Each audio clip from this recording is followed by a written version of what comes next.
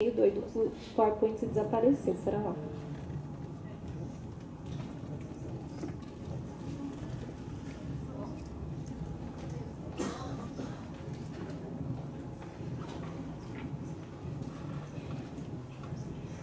Eu acho que eu gosto sempre de passar esse trecho, que eu acho que ele é bem interessante assim para a gente entender um pouco a dimensão, né, dessa ideia.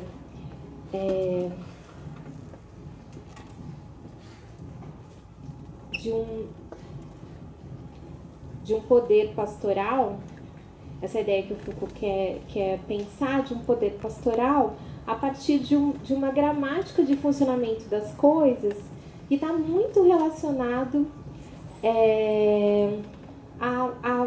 ao cristianismo, né?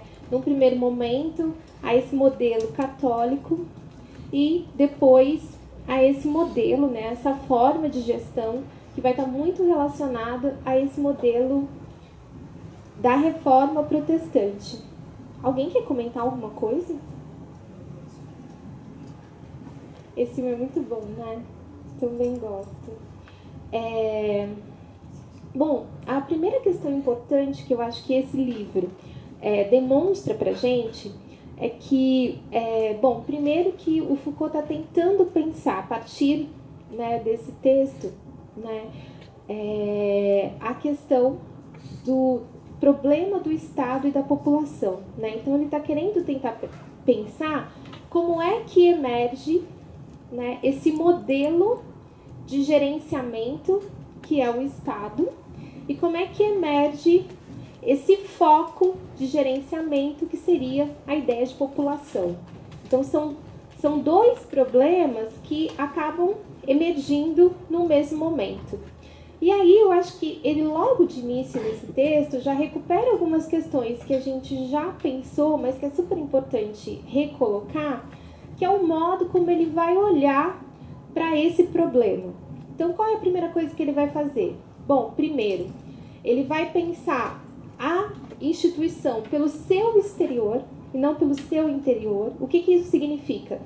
Não dar conta dessa análise você só descrever o funcionamento do Estado, né? Você precisa, na verdade, pensar um distanciamento e tentar pensar como é que isso vai sendo analisado na medida em que você vai olhando para os arredores dessa questão, né? Então, pensar a formação do Estado a partir de uma análise do Estado não dá conta de pensar esse problema. Então, você tem que olhar para o exterior da instituição, você tem que pensar na função da instituição, né? Então substituir o ponto de vista interno da função pelo ponto de vista externo da função, pensando estratégias e táticas. O que isso significa, na verdade? Que não adianta você descrever o que o Estado faz.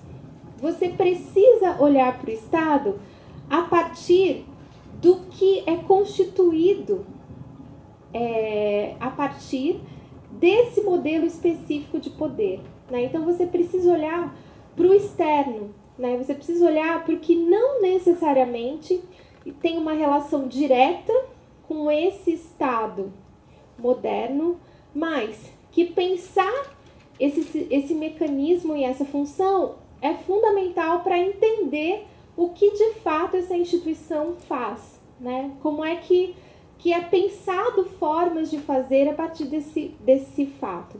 E aí é super interessante, eu acho que a gente pensar essa ideia, que é a ideia de faz-fazer, que talvez seja uma ideia muito mais trabalhada pelo Deleuze, mas é uma ideia que está muito potente no Foucault também. Sempre quando ele está olhando para um determinado objeto, o sentido do objeto é o que ele faz fazer, ou seja, o que é que aquele determinado objeto ajuda as pessoas no momento da relação a fazerem coisas acreditando que aquele objeto é a justificativa para se fazer coisa. Então, isso é um dispositivo. O dispositivo é algo que é sempre usado para ação, né? Para pensar ação e para movimentar ação. Então, é sempre fazer, né? Faz, fazer. Isso é super importante. Passagem em relação ao objeto. Assumir o ponto de vista das disciplinas é recusar-se a aceitar um objeto já pronto. Que objeto pronto? A doença mental, a delinquência, a sexualidade.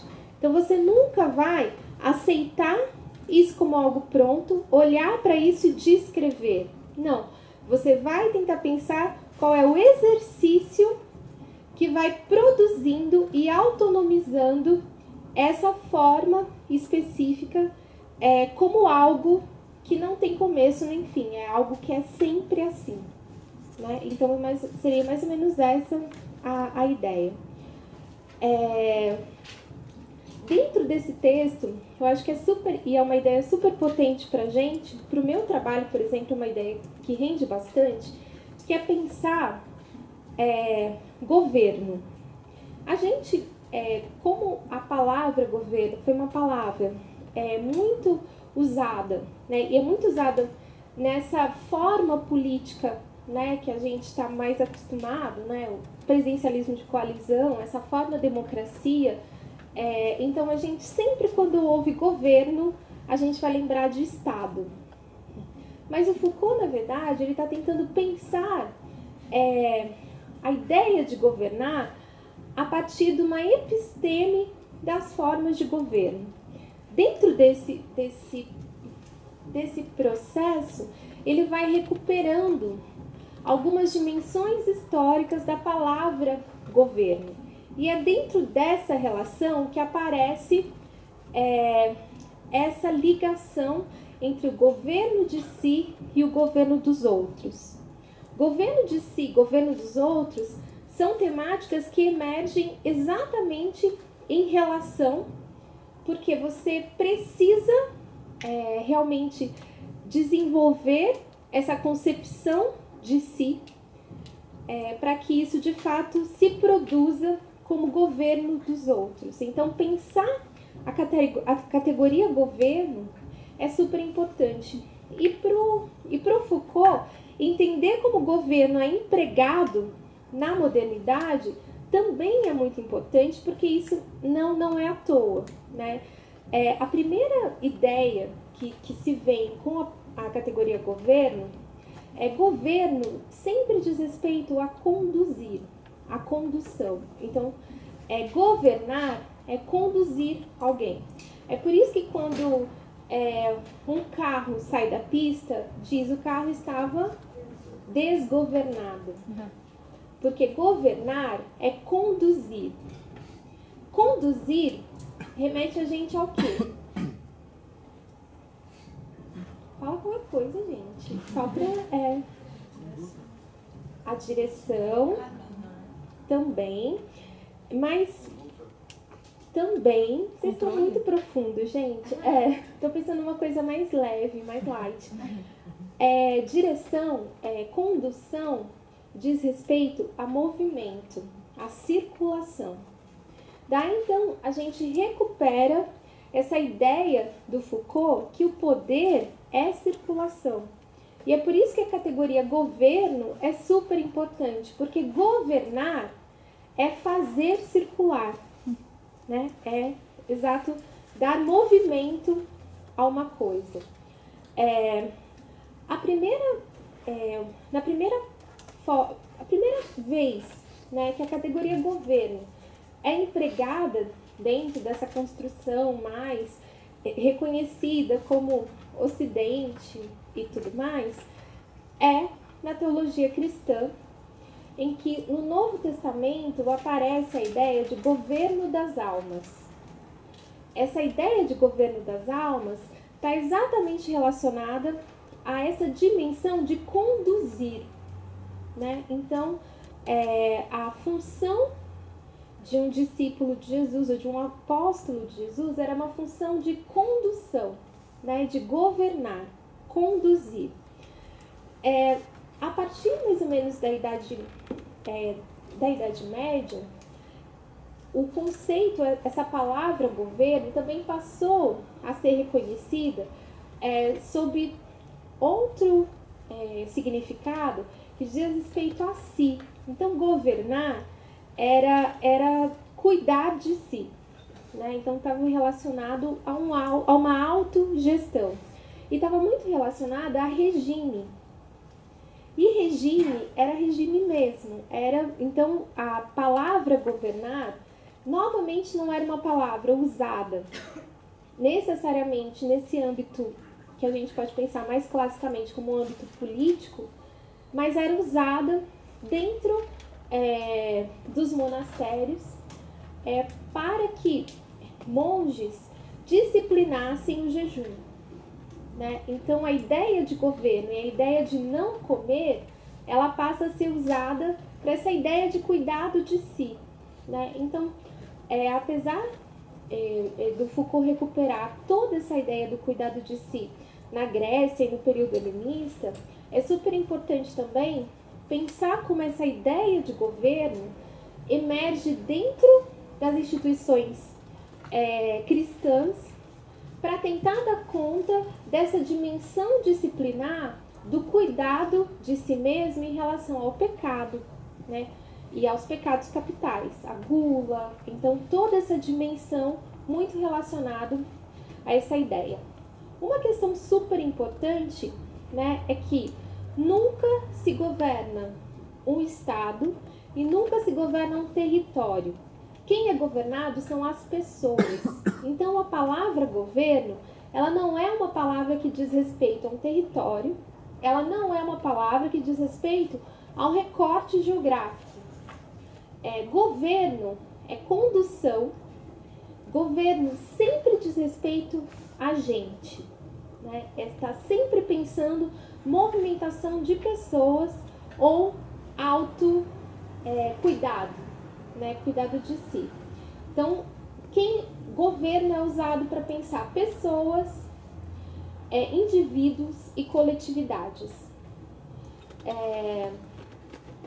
A ideia, então, para pensar o modo como essa ideia de governo ela foi se ampliando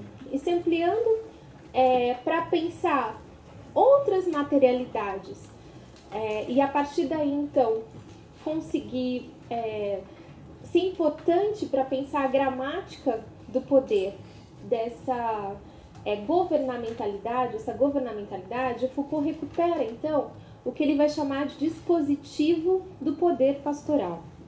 O dispositivo do poder pastoral, ele recupera exatamente a função e a ideia judaica do pastor de ovelhas, né? Então, o pastor de ovelhas, né, é uma função de governo que é muito falada no Antigo Testamento da Bíblia, e a metáfora, né, das pessoas como ovelhas também é uma metáfora super importante dentro dessa dimensão judaico-cristã, né? Então, pensar sempre essa ideia de governo a partir dessa metáfora das ovelhas e do seu pastor. E o Foucault ele recupera um pouco essa imagem porque a materialidade do poder pastoral tem algumas questões que são importantes e fundamentais para esse modelo da governamentalidade moderna e que não aparecem dentro da relação do soberano e não aparece dentro da relação do monarca, né? A primeira coisa que o Foucault coloca como uma distinção é que tanto o monarca como o soberano, a ideia, esse poder ou essa forma de gerenciamento, ela estava muito circunscrita a um espaço fixo. O soberano ou o rei não podem circular muito. A circularidade dessas posições, ela é muito restrita, ela é muito pensada, ela é muito calculada, porque são poderes cuja posição espacial é o que de fato constrói a soberania como poder. No caso da metáfora do pastor e das ovelhas, o pastor, ele só exerce o governo na circulação. Você não precisa de pastor quando você está parado no pasto, né? O pastor, ele só tem poder na circulação. Ele só tem poder quando ele está levando de um lado para o outro.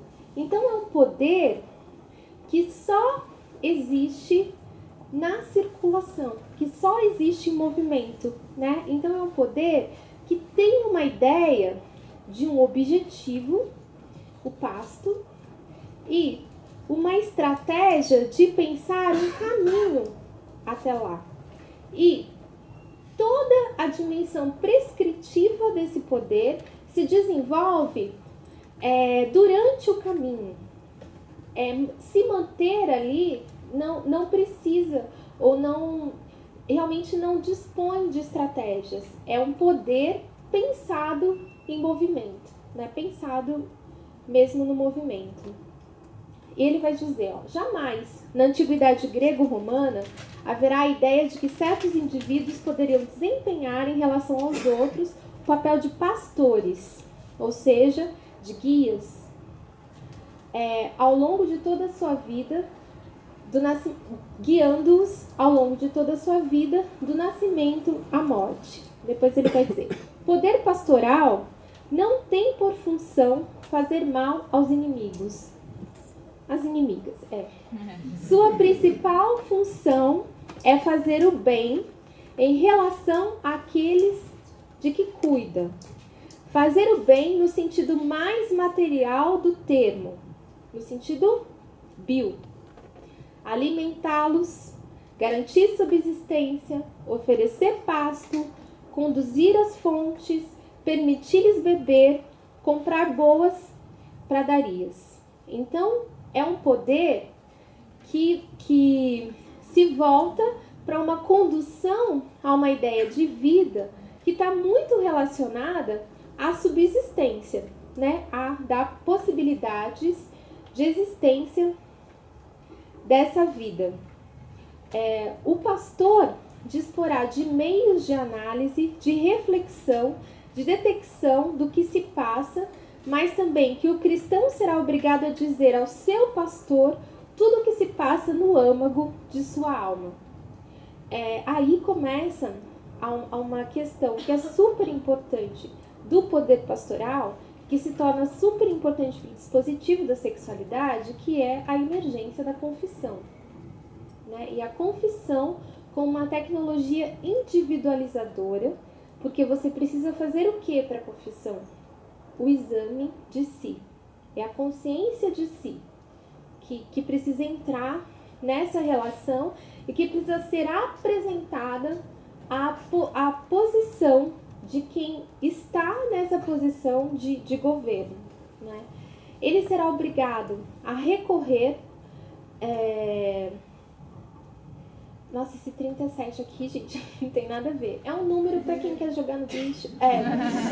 Vista do seu pastor a essa prática tão específica do cristianismo, a confissão.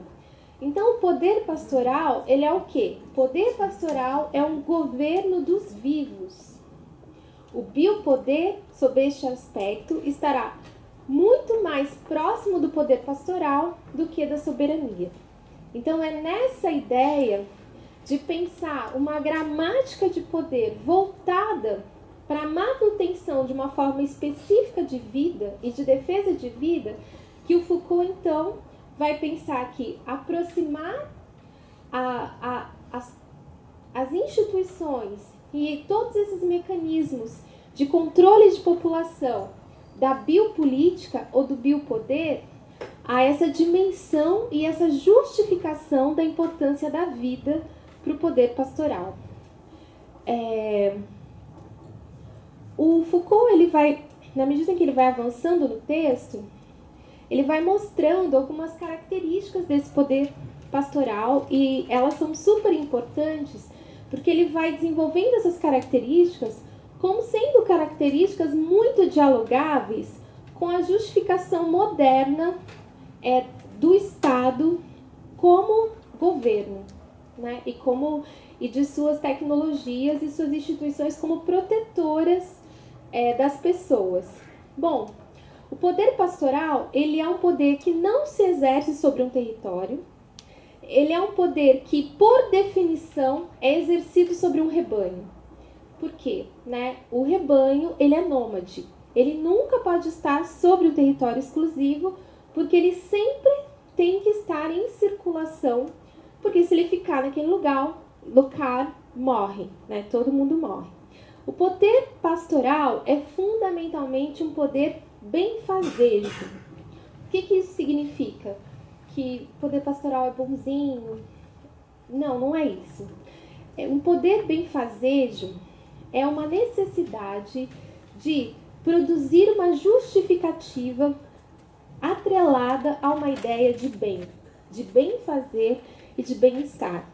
Se a gente for recuperar a história do formato de soberania de poder e até mesmo de monarquia, a gente vai perceber que não existe essa necessidade de justificar, do soberano justificar o porquê que ele fez aquilo e não fez aquilo. O poder pastoral, ele é um poder que se justifica o tempo todo e que a sua justificação máxima é a salvação do rebanho, né? Então, ele está sempre pensando tecnologias de salvação do rebanho.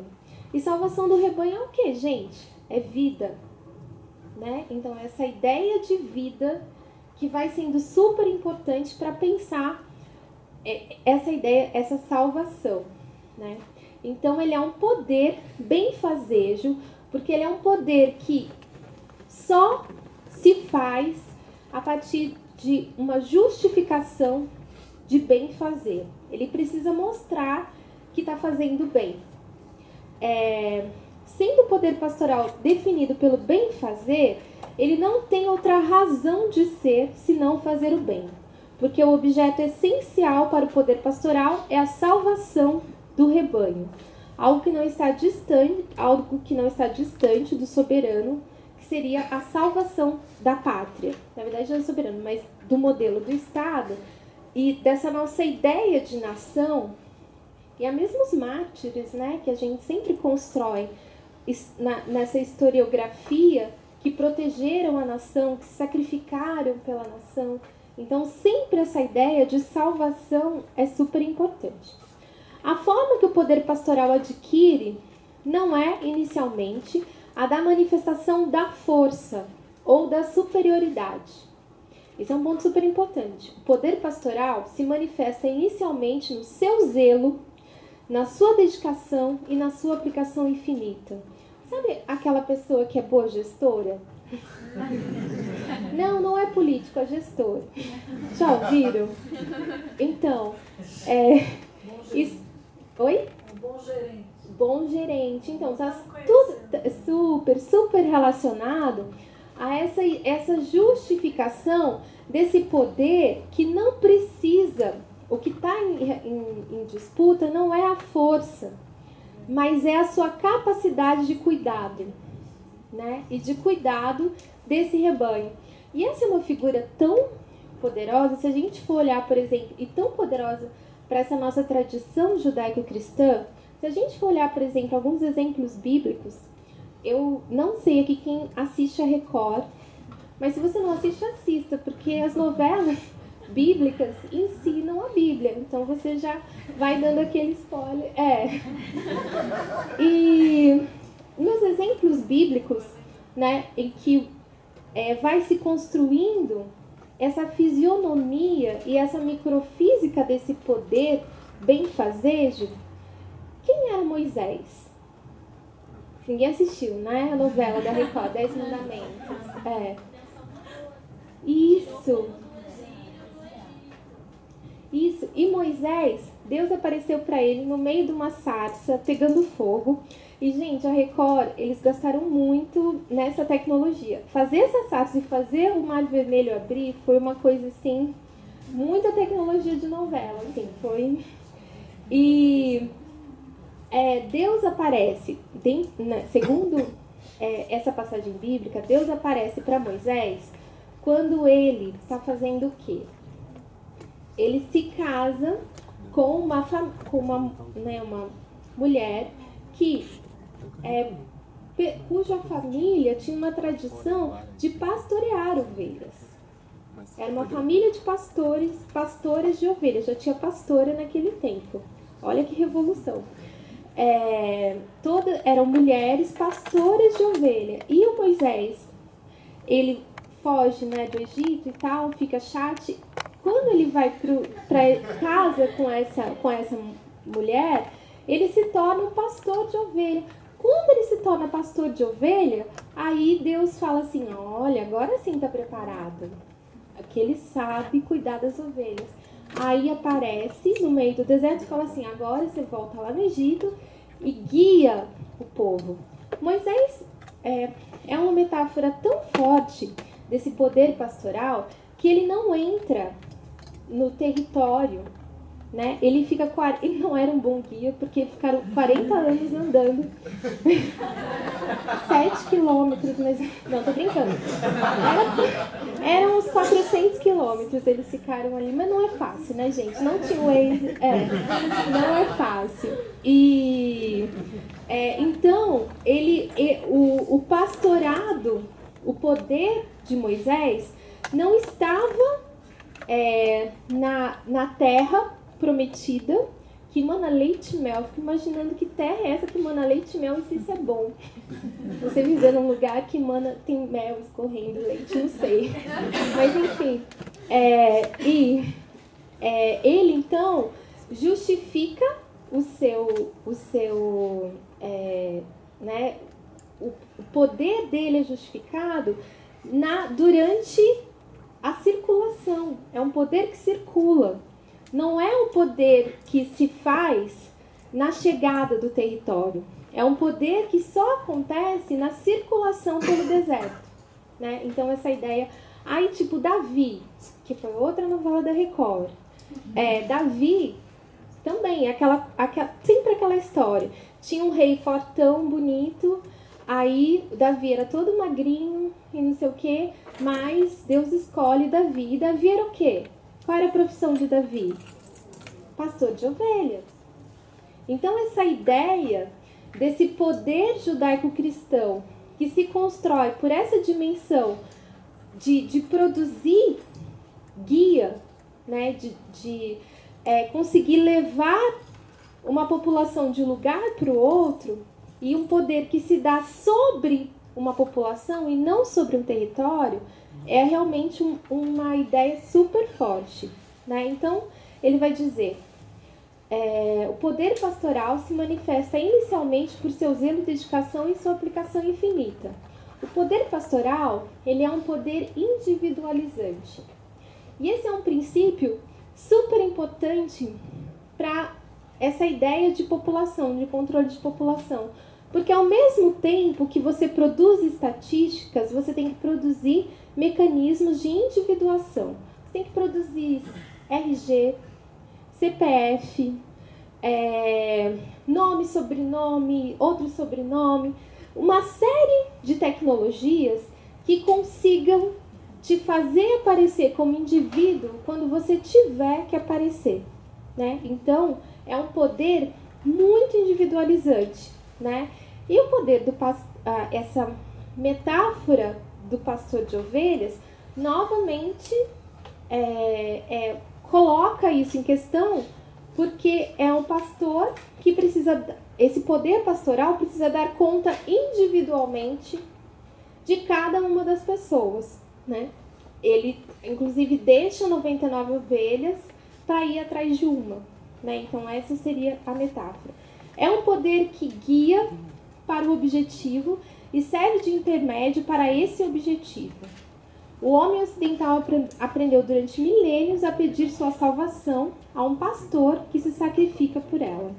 Então, sentir que a figura desse poder está materializado num corpo que se dedica e que está disposto a se sacrificar, é um código super importante para essa governamentalidade e algo que está totalmente relacionado a esse poder pastoral.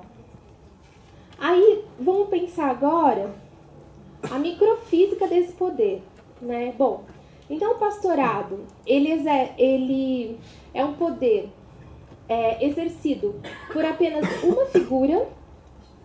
Então, é um poder que circula, mas que existe uma ideia de personificação desse poder, que seria esse líder que guia, né? Alguém a qual você tem que olhar. Então, ele tem um foco de olhar. E esse foco está circunscrito sobre uma pessoa.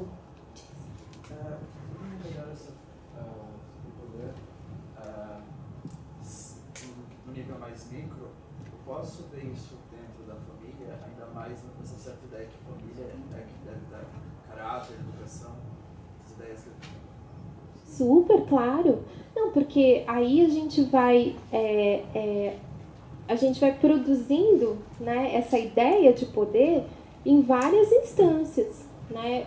O professor desenvolve uma função pastoral, né, de guiar os alunos, né, de um objetivo para outro. Na família, por exemplo, nesse modelo mais tradicional, dessa família patriarcal, a figura do homem seria essa figura que desenvolveria esse papel responsável, né, por garantir que a família chegue.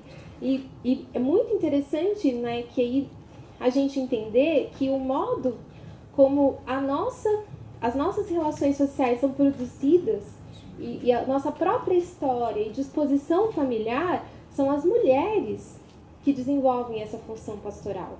Os homens estão muito mais pro regime do soberano, né? Que é aquele regime disciplinador, e a mulher, ela tem que produzir, a ideia de mãe dentro de uma família sempre coloca uma posição feminina que se responsabilize por um cuidado e por um gerenciamento total da família. De sacrifício. Né? De sacrifício o tempo todo. Né? Se você não mostrar o quanto você se sacrifica, você não é boa mãe. Você não é boa não sei o quê. Você não é boa esposa. Você não é...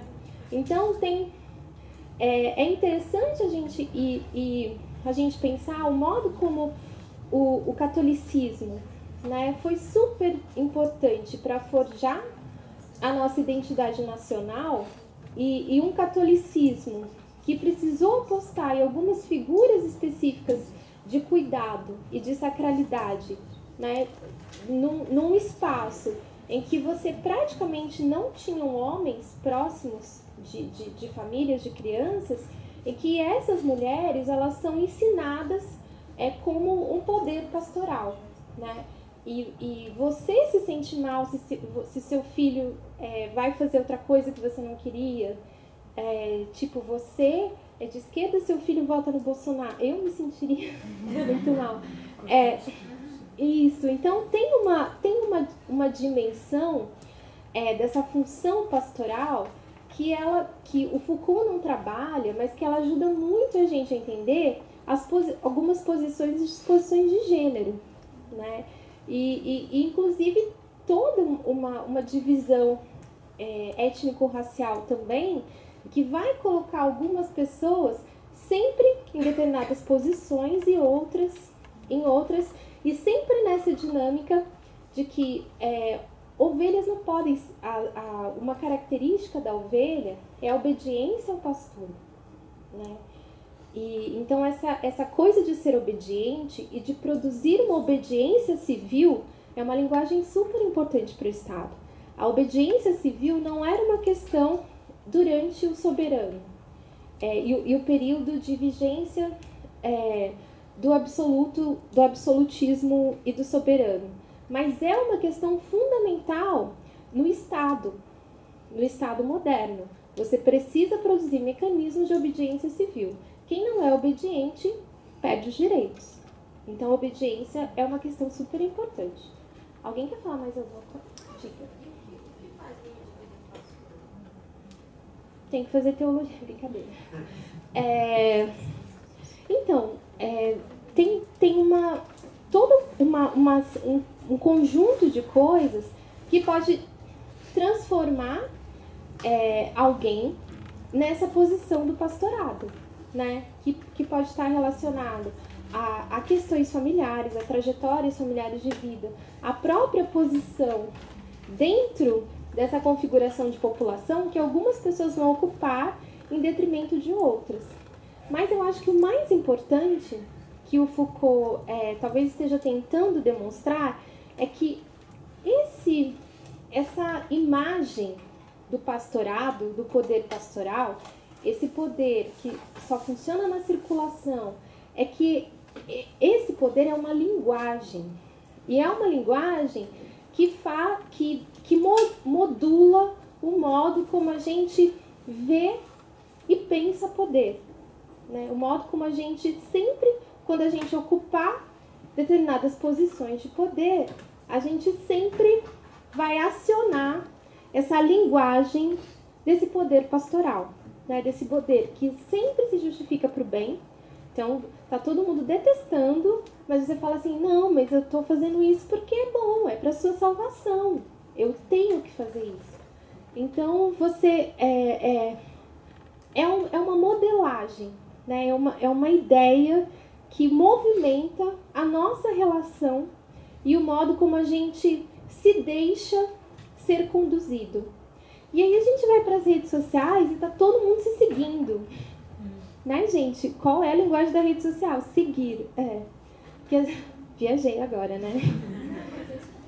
Mas é super, é essa coisa. Você segue a pessoa, né? Você segue o blogger, você segue não sei quem, você segue o youtuber. Então, essa ideia de ser seguido é uma ideia super importante pra gente, né? Bom, dispositivo do poder pastoral. Tem uma relação a um tipo específico de condução, e esse tipo específico é a salvação.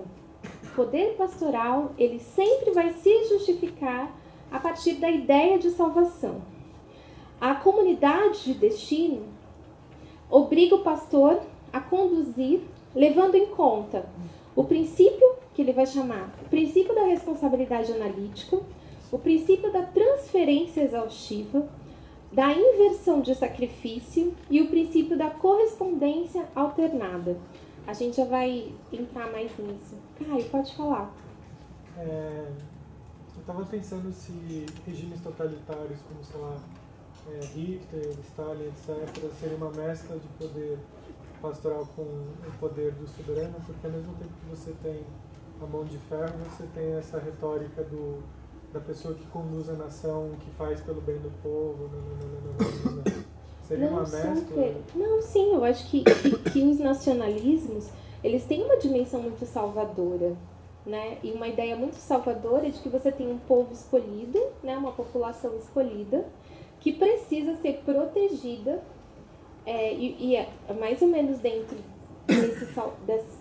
foi essa justificativa salvacionista que mesmo o nazismo fez, né? Mesmo o nazismo construiu essa dimensão, né? De pensar que quem não deveria, não era de fato ariano, deveria morrer, porque eles comprometiam a vida, colocavam em risco a vida de quem precisava estar vivo, né? Então eu acho que é super, super factível. Bom, eu vou explicar bem rapidinho esses princípios que o Foucault tá colocando aqui, que ele vai chamar, na verdade, dos princípios de funcionamento desse poder. Esse princípio da responsabilidade analítica é essa ideia de que o pastor e essa função do pastor não é uma função estável, porque é um poder que circula. Tanto circula como o pastor sempre precisa produzir junto ao seu rebanho a justificativa da sua posição de pastorado. Então não é como a posição num absolutismo e na ideia do soberano, em que pode acontecer o que for, pode estar todo mundo... Mais ou menos a minha situação aqui no curso. Vocês podem não estar gostando, pode não sei o quê, mas eu vou continuar aqui. Esse lugar não está em risco. No pastorado, ele precisa produzir analiticamente essa posição o tempo todo. Então é por isso que essa justificativa pelo bem, ela é tão importante. E a gente percebe o quanto isso é super importante dentro dessa visão moderna de Estado e desse poder que precisa se justificar e justificar a sua ação o tempo todo. O princípio da transferência exaustiva, né? A ideia de transferência exaustiva coloca essa dimensão da confissão mesmo, de que esse poder, ele coloca... ele é uma espécie de ouvidoria, né? Ele precisa receber e dar conta das necessidades individuais das suas ovelhas. Então ele governa um rebanho, mas tem que dar conta exaustivamente de cada uma das ovelhas, de modo que todo mundo acredite que está sendo visto individualmente, né? Então esse poder que precisa ir e vir, ele é super importante. A inversão do sacrifício, né? Então, essa ideia da ovelha que era sacrificada antes para ocultar o pecado, agora é o pastor que precisa a todo momento demonstrar seu sacrifício, né? Então ele precisa o tempo todo mostrar o quanto aquela função é uma função em que ele se sacrifica por esse rebanho, né? Então você fala assim, eu tô pensando em políticos mesmo, né? Que você tem que mostrar sempre o quanto é duro e o quanto você trabalha. Chega cedo na prefeitura, vai de helicóptero para não pegar trânsito, essas coisas assim. E o princípio da correspondência alternada. O que isso significa? Significa que dentro desse poder pastoral, a ovelha só legitima o pastor que ela reconhece e que ela se reconhece nele, e vice-versa. Então essa produção do reconhecimento e de uma ideia de igualdade é super importante para produzir a legitimidade dessa modelagem de poder. O soberano não precisava disso. Inclusive se acreditava que o corpo do soberano era diferente do corpo dos súditos. Por isso, a maioria dos benefícios. No poder pastoral, o que você precisa provar o tempo todo é sua humanidade. Que você é tão humano quanto qualquer um, por isso pode estar naquela posição. Então, você tem que o tempo todo construir tecnologias de correspondência entre o rebanho e a posição do pastor, né? Então, essa é uma coisa super importante. Bom, isso produz, né, mais ou menos 3 caminhos importantes, né, que é a obediência como virtude, né, e muito relacionada nessa ideia de obediência civil, a submissão como princípio de ordem. Então, quando você decide se sujeitar, ser guiado por um pastor, você nesse momento abre mão da sua liberdade. Você se reconhece como submisso a essa autoridade e ao rebanho, como parte do rebanho. E a renúncia da vontade própria. Então, tanto o pastor como ovelhas produzem uma relação de legitimidade em que a vontade própria, precisa ficar claro que a vontade própria está sempre no sacrifício. Então você queria estar fazendo outra coisa, mas você não faz pelo todo.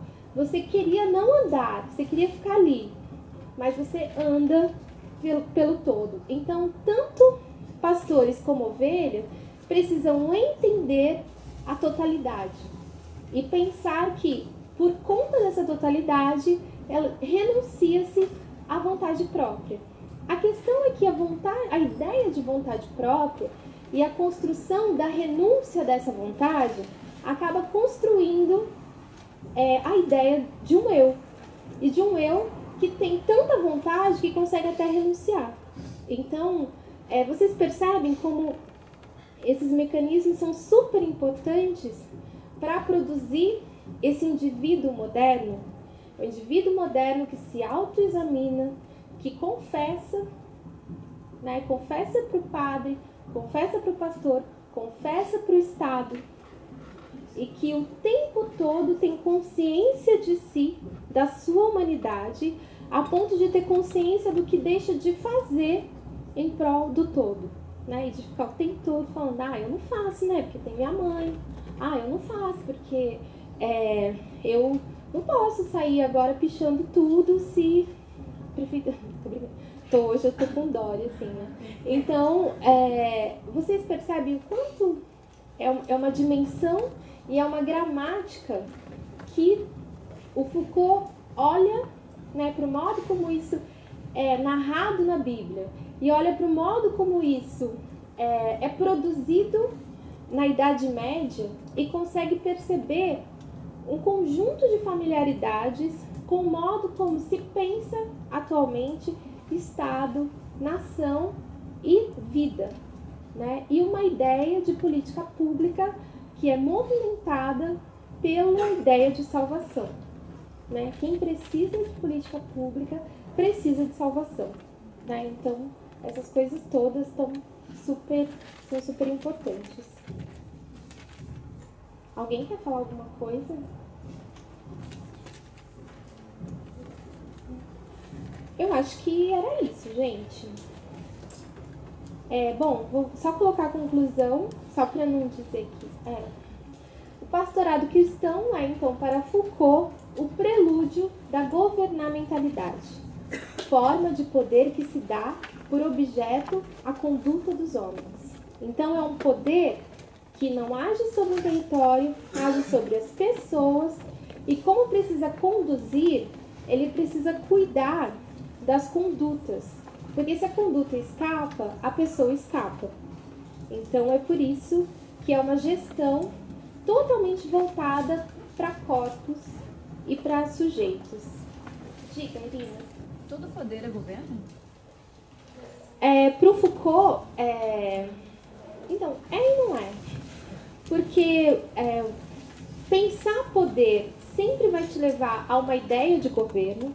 Mas, por exemplo, quando você está pensando em ação, mas quando você está pensando, por exemplo, em modelos de regimes e em dispositivos, como ele está fazendo essa distinção, aí ele vai dizer, por exemplo, que o poder do soberano, ele era um poder que se dava sobre um território, que era o território dele. Consequentemente, a ideia e pensar a categoria governo não era uma questão para essa forma de poder. O Estado moderno, ele precisa atuar sobre as pessoas. Por isso que pensar governabilidade, que é diferente de governamentalidade, mas a governabilidade, se esse governo está governando ou não, é super importante. E o índice se estabelece pela pesquisa com as pessoas e não pelo território, né? Então, tem essa diferença. Deu para entender? Tudo bem, gente? Eu podia fazer uma bênção apostólica, né? Depois da gente falar tanto de pastor. Vou passar o R.R. Soares, que brincadeira. Gente, então é isso. Obrigada. E não se esqueçam que a semana que vem a gente não tem aula, tá? É só no dia 13, tá bom? Obrigada mesmo.